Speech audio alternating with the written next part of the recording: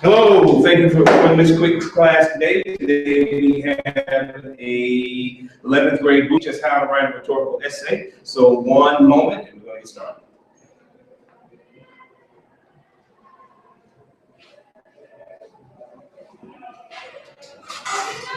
Hello, today we're going to be talking about rhetorical essay. We're going to be discussing why it's important and the process of it, because it is important to the new SAT. So we're going to start off with defining a rhetorical essay. What is a rhetorical essay? It's a group of organized boasts offering an objective critique that analyzes a specific literary work by detailing an author's use of language. So the rhetorical essay is it has 7 steps. So the 7 steps are: the first one, understanding the question, the source. The second one, brainstorming. The third one is the thesis statement. The fourth is the outline, is the introduction. The 6th is the body paragraphs, and the 7th, the final one, is the conclusion. So the first step is understanding the question. So you basically have to understand the question in order to answer or begin writing the essay. So the soaps are basically the first one. The S is the speaker, like who's speaking or who's telling the story or who's writing the essay. The occasion is the event or the setting that's taking place. The audience is like who's the author or the speaker talking to. The purpose, why did the author, it explains why the author wrote the essay and what was his purpose. S is the subject, what's the main topic or the subject or the point of the essay. So the rhetorical strategies, it has 2 points, the appeals and the style. The appeals are the PELIDS. A P stands up for pathos, which is using emotions. It's an evidence by using emotions. You try to attract or persuade the reader by using emotions. E stands up for ethos, which is basically using facts and evidence, statistics, numbers, whatsoever. L stands up for logos, which is using reason and logic. I stands up for inductive, which talks about specific cases and gives evidence about specific cases. Deductive talks about general cases, like in general. Syllogism is a major and minor premise and conclusion. So style is basically the minor element or specific aspect of the strategy, and it's how the author presents the information in the argument. Style can have so many things. It can either be a hyperbole, metaphor, etc. So, and here are some examples. These examples, we came up with these examples from our essay that we wrote. So we basically wrote our essay about Golden, and our chapter was housewarming. And these are some examples that we extracted from the chapter. We're going to start off with appeals to give you some glance. So here's an example of ethos. Many of the villages of Mesopotamia are built of second-hand brick of a very good quality, obtained from the ruins of Babylon. The explanation goes because it's a historical evidence. It's a historical evidence, and it basically gives you details about the history. Style. The style, personification. Wild apples is the example. Wild apples is the example. The explanation, it gives human characteristics, because basically you can't give human characteristics to something that is not human, which in this case, it's an apple. Metaphor, a sort of lower heaven over one's head. The explanation, it compares the house, in this case, it compares the house to a heaven. And so without using the word like or as, which is in this case, it's not a simile, so it is a metaphor. Step 2 is brainstorming. Brainstorming is a very important step in which you just bring all your ideas together, try to come up with the main thing that you want to talk about, and you just connect all your ideas together to come up with a organized thought, a series of thoughts.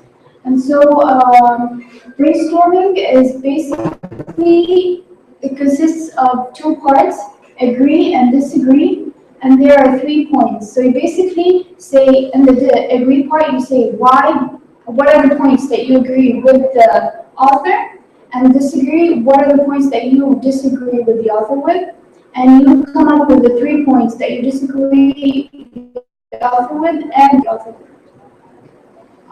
Step 3 is the thesis statement. The thesis statement is the most important part because the thesis statement is basically the whole point of your essay, and it discusses the purpose.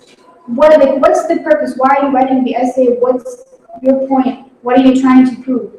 So the definition, here's a clear definition of the thesis. It is basically the sentence that states the main idea of your writing or your essay, and it helps control the ideas within the paper. It has to be focused. It has to say what's your main idea. It has to be clear. It is not merely a topic. It cannot be a topic. And it often reflects an opinion or judgment that a writer has made about a reading or personal experience. So basically, it has to contain the subject, and it also has to contain the opinion. It also declares the main point or controlling idea of your entire essay. It answers what is the subject of the essay. It is also the most important simple, complex, or compound complex sentence in the essay, and it must be perfect. And now we're gonna say there are some questions that the thesis must answer. In this case, there are, what is the subject of the thesis? You have to answer the subject, what is your opinion, and what is the author's purpose? So subject, opinion, and purpose. Thesis is not an assertion. It does not have doubts, and it cannot have doubts. It's not a statement or a fact, and it's not an observation. So it cannot be a fact, nor an observation, nor an assertion. And it is the main idea, it is not the title. It must be a complete sentence that explains in details what you expect to write about. So it has to say what you want to write about in details. And here is the format of a thesis statement. So there are many formats to a thesis statement, and you must use one of these formats to have a perfect thesis statement. The first format, subject, opinion, because, by, due to. The second, opinion plus subject plus because, by, due to. The third one is because, by, due to plus subject plus opinion. The fourth is because, by, due to plus opinion plus subject. So as we said before, that it has to contain more than one point, and it cannot be a topic. It cannot be an assertion, and it cannot be a fact. It basically contains the subject, the purpose, and the opinion, your opinion of the subject of the writing that you're going to talk about. Here is an example. This is an example. This is our thesis that we wrote about in our housewarming chapter. So this is the thesis that we wrote below, and we're going to give it as an example to show you how we wrote it and how we used the format. So the thesis is basically Self-independence was introduced by the use of persuasive word choice compared to personal experience, which inspired and motivated the reader to be more independent. So basically, the first part is the subject, which is self-independence in this case. The second part, we talk about how the author conveyed his point. What did he use to try to get his point to the reader? So basically, he used word choice comparison and details of personal experience. And the last part we said our opinion, which inspired and motivated the reader to be more independent. So this is our opinion. That's what we think.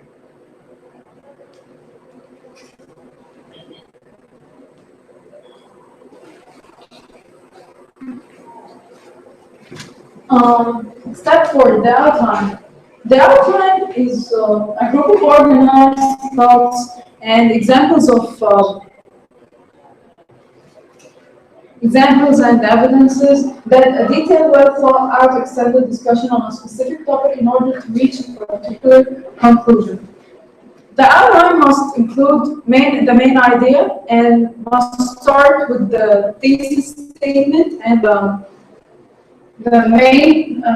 sub-main ideas and point sub-ideas and examples. And the last box is the conclusion. Yeah. Here's the format of the outline.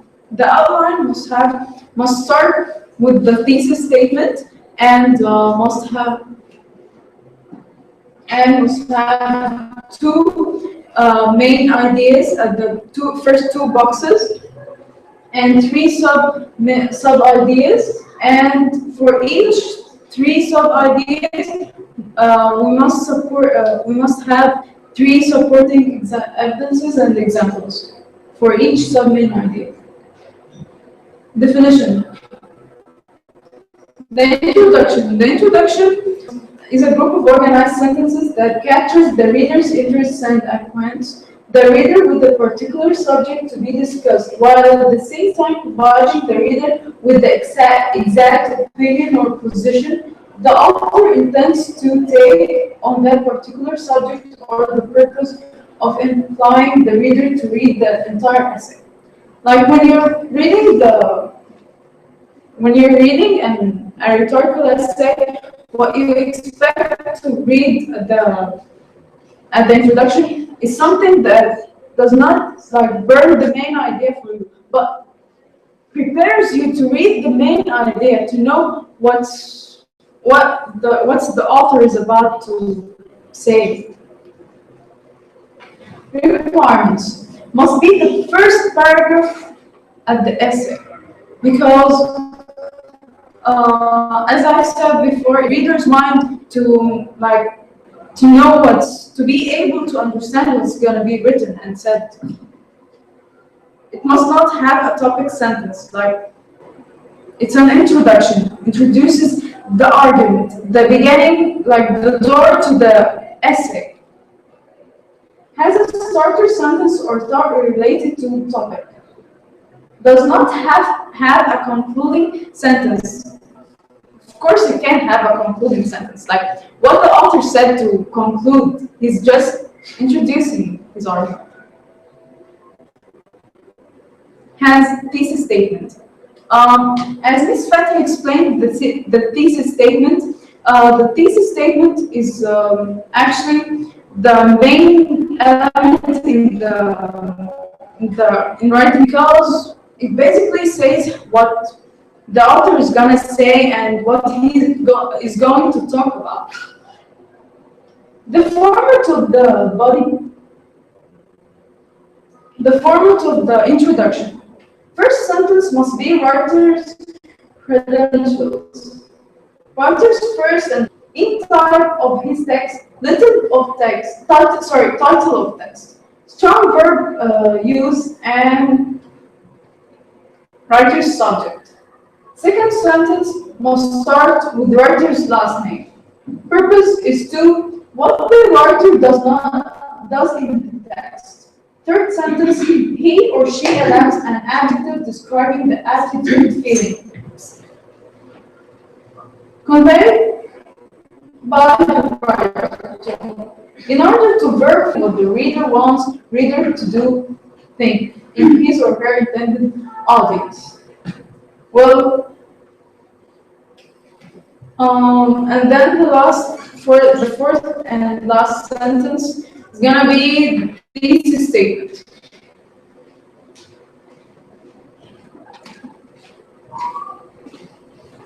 So we're gonna finish off. Here is an example of an introduction. So the author, this is our example essay, and it's basically introducing our chapter, which is in this case housewarming. So here is the introduction. The author Henry Thoreau, in his narrative book Walden, calls personal declaration of independence through his experiences of living in the woods. Thoreau's purpose is to praise self-independence and to motivate the reader into becoming independent. It's a persuasive tone in order to inspire in his young men readers. Self-independence was introduced by the use of persuasive word choice, comparison, and details of personal experience, which inspired and motivated the reader to be more independent. So basically, the last sentence, in which case self-independence and ends at independent, is our thesis. Our thesis, as we said before, contains the subject, the opinion, and the purpose of the author. And as you can see, there is no topic sentence. Topic sentence usually starts begins at the first sentence, but in this case, there is no topic sentence. And our introduction is basically 4 sentences.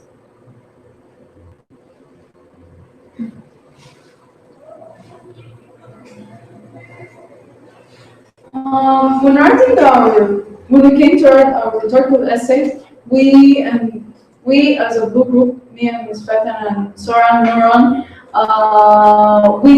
what we actually did, like, we used a lot of examples from Henry David's Thoreau. We got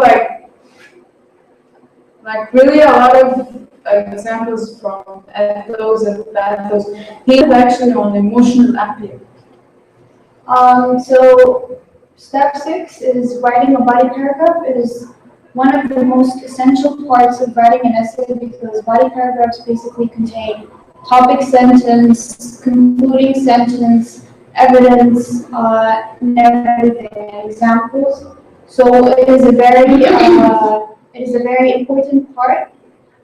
So here is a quick definition, a short one, but it's very clear. It's basically a group of related sentences about a particular topic or idea directly relating to the thesis. So basically, body paragraph has to be, when you're writing a thesis statement, the body paragraph basically has to discuss the thesis statement. You have to divide your thesis into many parts, many detailed small parts. So the format, there are 4 sentences. The first sentence discusses the text being discussed and the main idea of your paragraph. The second sentence, you give example of one rhetorical strategy. The third sentence, you basically just discuss how sentence 2 helps. The fourth sentence, you discuss the effect of the strategy and how helped you into understanding the example. And that's actually what the rhetorical essay is about. So, and here are the formats in detail. So the first sentence format discusses the writer's last name, transition word, his, her type of text. You have to use a strong verb. That about main idea of the section of the text. The second sentence format, he used a transitional word. It preferably has to be strong. appeals to explain what the author does. Like you have to explain what the author does, how does he convey his point.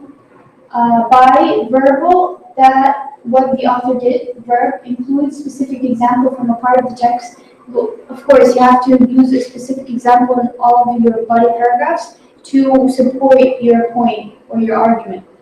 The third sentence format, he, verb, what the author does, in order to verb the author's audience and how it connects or relates to the specific example from the part of the text, like how it connects your text and how does it support it. The fourth sentence format, transitional word phrase, this description of what the author wrote. You have to describe what the author wrote, and he conveys an adjective tone that verb the audience, what it does to the audience. So you basically have to use an adjective to explain or to convey what kind of tone did the author use to persuade or to attract the audience, in which case it's the young men. Well, what we want to talk about right now is what's the effect of the rhetorical essay on the reader. Like, okay, you read the text, and then you read the rhetorical essay that's been read about the text. What you're expected to understand. So basically, step 7 is the conclusion. It is the final step. The definition of the conclusion. It is the last part of your essay, and it's basically the end of your essay. It just connects everything, because you have the body paragraph. You start up with the introduction, and then you have your body paragraphs, and then you have a conclusion that sums up all of your ideas up and just comes up with the main last idea. Like, what's your conclusion? What is the thing that you came up with after writing all those body paragraphs?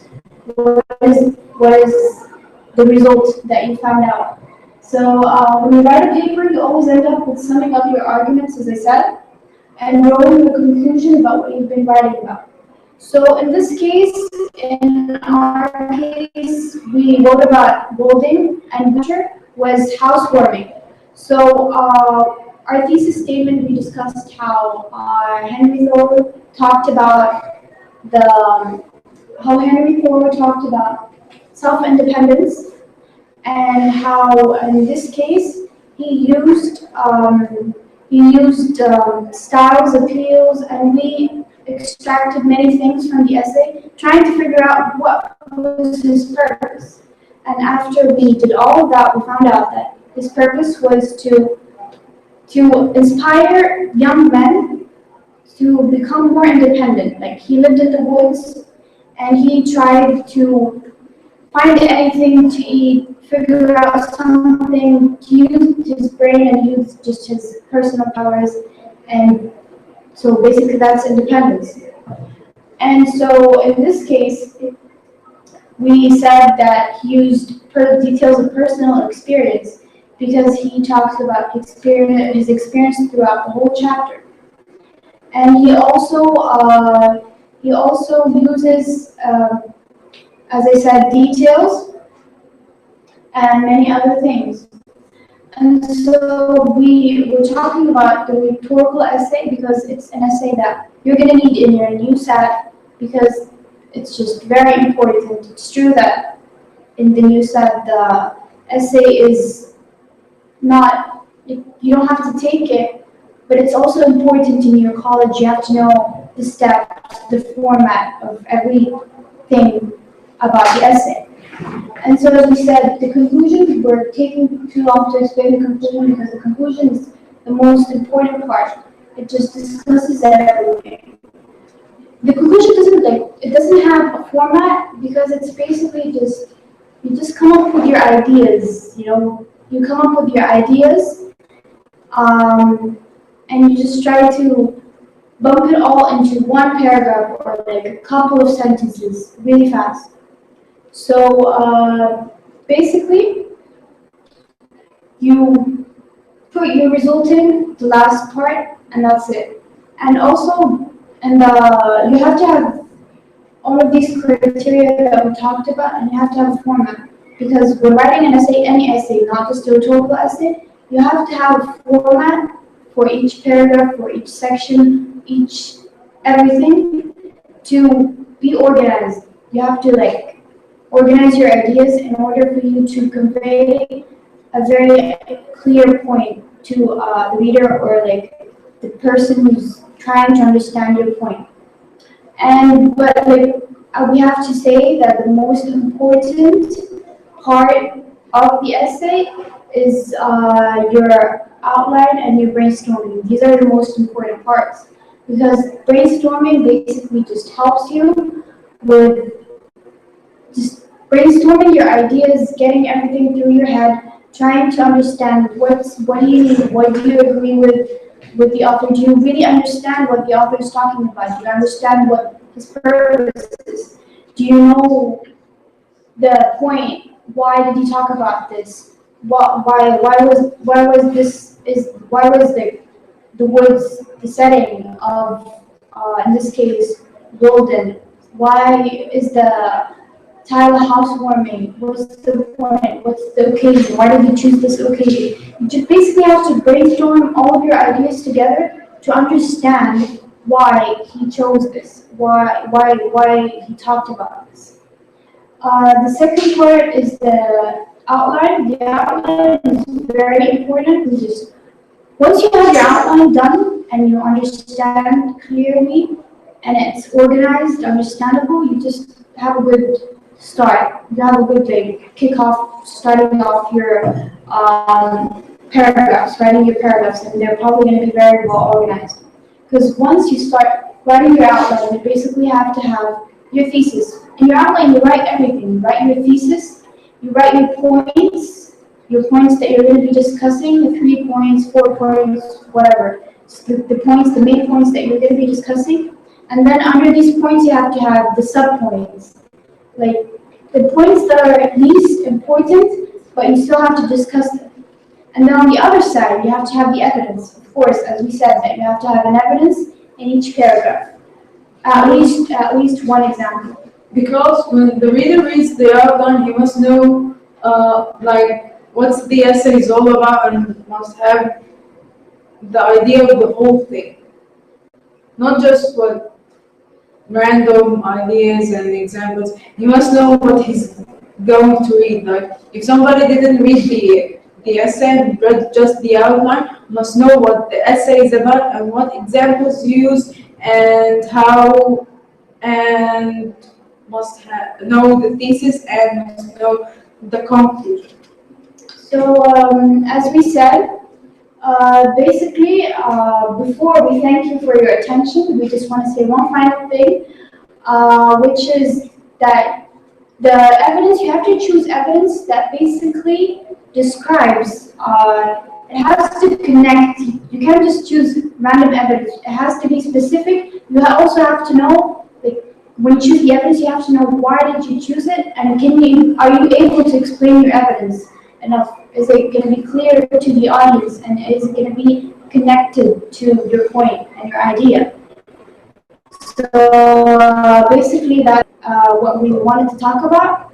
And we also, of course, want to thank you for your attention. And we want to hope that our presentation was useful for you and that you understood the importance of writing a rhetorical essay.